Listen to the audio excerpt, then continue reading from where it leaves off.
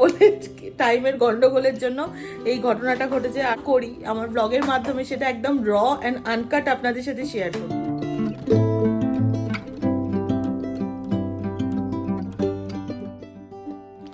নমস্কার, কেমন আছেন সবাই? আমি নন্দিনী, আপনাদের সবাইকে আরও একবার স্বাগত জানাচ্ছি আমার চ্যানেলে আমার আর একটা নতুন ভিডিওতে।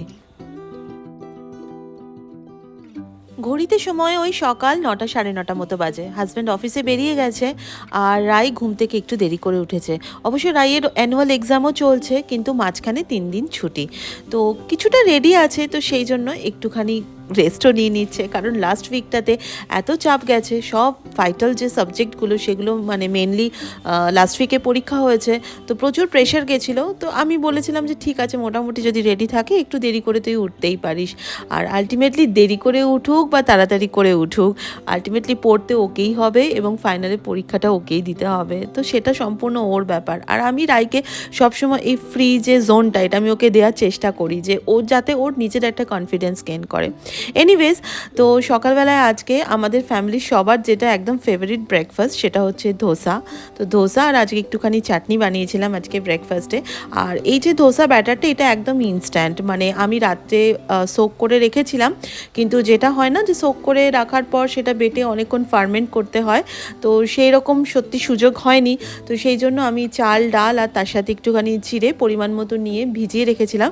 সকালবেলায় হাজব্যান্ড যে অফিসে বেরিয়ে গেছে, হাজব্যান্ডের জন্য অন্যরকম লাঞ্চ প্যাক করে দিয়েছি, আর আমাদের বাড়ির সবার জন্য। তো আমি এই যে মিক্সির মধ্যে এটাকে ভালোভাবে বেটে নিয়ে তার সাথে একটুখানি নুন অ্যাড করে এরকমভাবে ইনস্ট্যান্ট ধোসা বানিয়ে নিয়েছি। আর এখন ওই যে নারকোলটাকে বেটে রেখেছিলাম, নারকোলের সাথে কাঁচা লঙ্কা, রসুন আর একটুখানি সামান্য ছোলা দিয়ে বেটে রেখেছিলাম। আর তার সাথে আমি যেটা সবসময় করে থাকি, আজকে বাড়িতে যেহেতু কারি পাতা ছিল না, তো সেই জন্য একটু শুকনো লঙ্কা আর একটুখানি ডাল একসাথে ভেজে তেলের মধ্যে আমি নারকোলটাকে তার মধ্যে, মানে নারকেলের যে বাটিটা তার মধ্যে দিয়ে চাটনিটা প্রিপেয়ার করে নিয়েছি।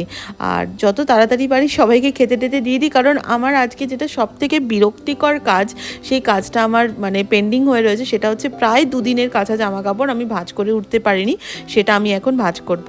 আর ওই যে বললাম না যে 2 দিনের কাঁচা জামা কাপড়, দেখুন খাটটার অবস্থা মানে পুরো ভর্তি হয়ে রয়েছে। সেই যে আমি বলি না যে সবথেকে বিরক্তিকর এই কাজটাই লাগে, কারণ আমার মনে হয় জামা কাপড় ভাঁজ করা আর চুনো মাছ মানে বাছা, এই দুটো কিন্তু এক জিনিস আমার কাছে।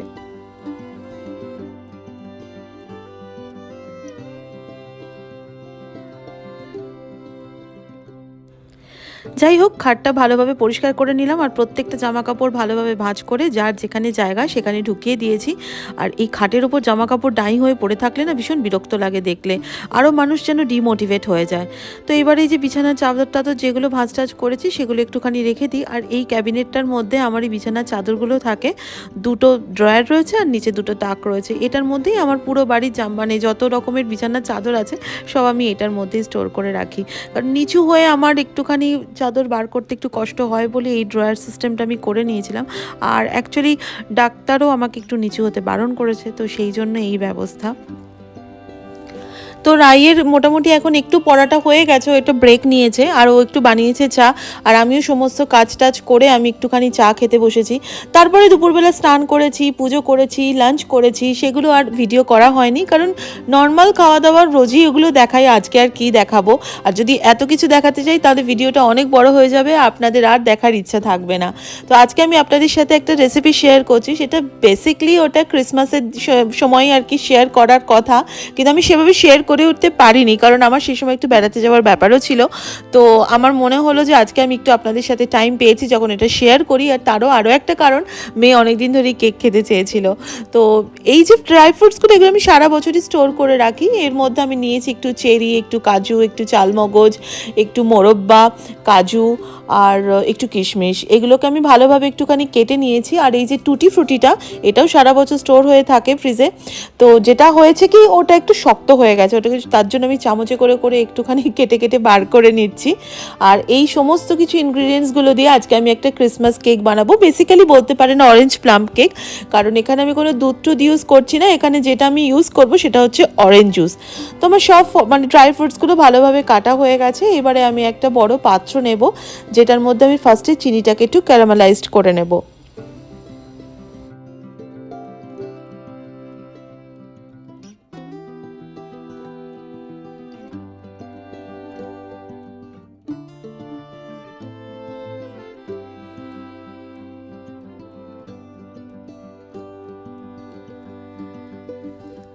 তো চিনিটা প্রায় ক্যারামেলাইজড হয়ে এসছে, কালারটা চেঞ্জ হয়েছে। আর ঠিক এই অবস্থাতে আমি সমস্ত কুচানো যে ড্রাই ফ্রুটসগুলো সব এর মধ্যে অ্যাড করে দিচ্ছি, দিয়ে এটার সাথে একটু ভালো করে নেড়ে চেড়ে নেব।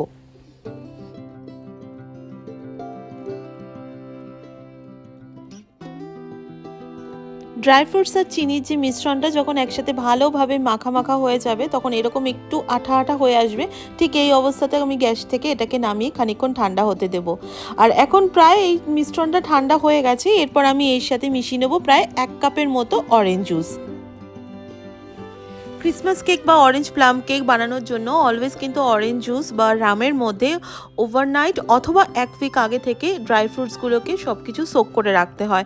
কিন্তু আমার যেহেতু এরকম প্রি প্ল্যানিং কিছু ছিল না, আমি ইনস্ট্যান্টই বানাচ্ছি কেকটা, তো তার জন্য আমি আর ওভারনাইট সোক করিনি।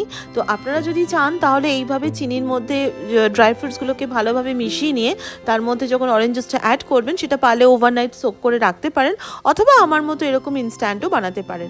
আর এবারে আমি কেকের যে মেন ব্যাটারটা সেটা তৈরি করছি, তার জন্য নিয়ে নিয়েছি আমি 1 কাপ মতো ময়দা, দিয়ে দিয়েছি 1/2 কাপ মতো সাদা তেল বা রিফাইন্ড অয়েল, এখানে আপনারা বাটারও ইউজ করতে পারেন, আর দিয়ে দিয়েছি 1/2 কাপ মতো মিল্ক পাউডার।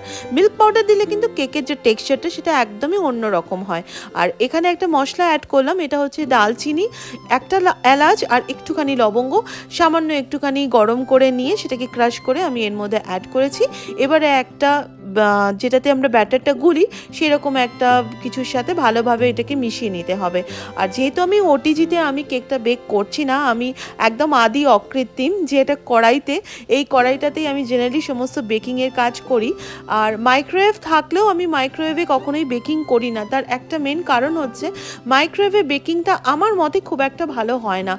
প্রপারলি বেক করার জন্য অলওয়েজ একটা ভালো ওভেনের দরকার হয়। আমার যেহেতু বাড়িতে ওটিজি নেই, সেই জন্য আমি কড়াতেই করছি। তো তার জন্য আমি 1 প্যাকেট নুন এর মধ্যে দিয়ে ভালোভাবে বিছিয়ে দিয়েছি।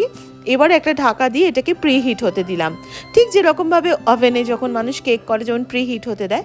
এরপরে এই যে টুটি ফ্রুটি এবং ড্রাই ফ্রুটস মেশানো যে টোটাল মিক্সচারটা, সেটা আমি কেক ব্যাটারের মধ্যে অ্যাড করে ভালোভাবে একটু মিশিয়ে নেব।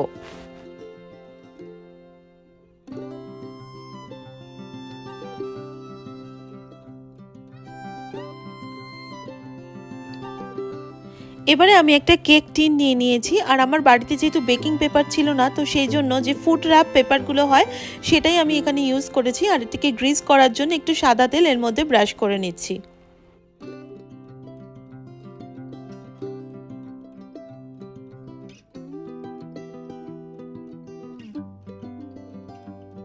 এখানে একটা ক্লিপ মিস হয়ে গেছে, যেখানে আমি 1 চামচ মতো বেকিং পাউডার আর 1/2 চামচ মতো বেকিং সোডা এখানে অ্যাড করেছি।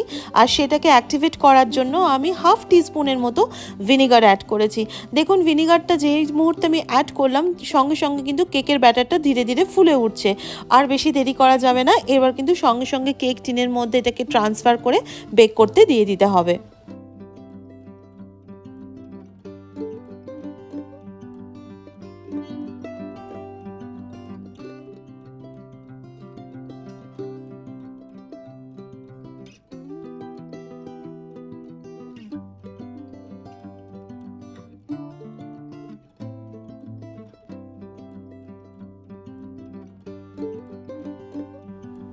আর এরপরে একটুখানি কেকটাকে জাস্ট সামান্য ডেকোরেট করে নেব।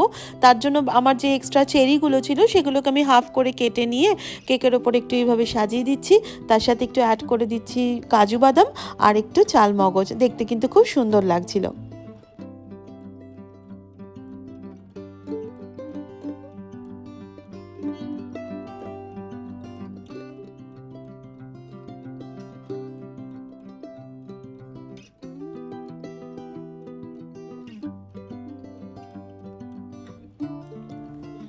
ওভেনটাও বেশ গরম হয়ে গেছে। এবার এর মধ্যে কেক টিনটা দিয়ে এবার এটা আমি প্রায় 45 মিনিটস মতো বেক হতে দেবো। আর কপাল খারাপ হলে যেটা হয়, আমি একটুখানি নিচে গেছিলাম, তো আমার কেকটা ওভার বেক হয়ে গেছে। সাইডটা বেশ ভালোভাবেই কালারটা চলে এসেছিলো, কিন্তু আর একটু আগে নামালে আমার মনে হয় একটু ভালো হতো। আপনারা ভাববেন যে এত তামঝাম করে কেকটা বানিয়ে এইরকম বিশ্রী দেখতে হলো। তো যাই হোক, কেকটা কিন্তু প্রপারলি বেক হয়েছে, শুধু ওপর থেকে এবং তলা থেকে একটুখানি যেন ওভার বেক হয়েছে, সেটাকে একটু তাড়াতাড়ি নামিয়ে নিলে আমার মনে হয় সেটা আরও ভালো হতো। আমি একটু দরকারি নিচে গেছিলাম অ্যাকচুয়ালি, তো টাইমটা ক্যালকুলেশন করে মানে কথা বলতে বলতে একটু দেরি হয়ে গেছিলো, তার জন্য কেকটার একটু ওভারবেক হয়েছে। এখন দেখা যাক টেস্টটা কেমন হয়, তবে বাড়িতে ভালোবাসার সাথে বানালে সেটা তো সবসময় বাড়ির লোকরা ভালোই করবে। আর আমি একটুখানি সাইড থেকে কেটে একটু টেস্ট করে দেখলাম যে না, খেতে কিন্তু ভালোই হয়েছে, ঠিক যেরকম অরেঞ্জ প্লাম কেক খেতে হয় সেই রকমই হয়েছে। আর একটু যদি আগে নামানো যেত তাহলে আমার মনে হয় আরও ভালো হতো, বাট মানে as per taste it was very good. আর যদি টেক্সচারের কথা বলি, এটা কিন্তু ভীষণ সফট হয়েছিল, আপনারা দেখতেই পাচ্ছেন স্ক্রিনে যেরকম সফট সেই রকমই কিন্তু টেস্টি।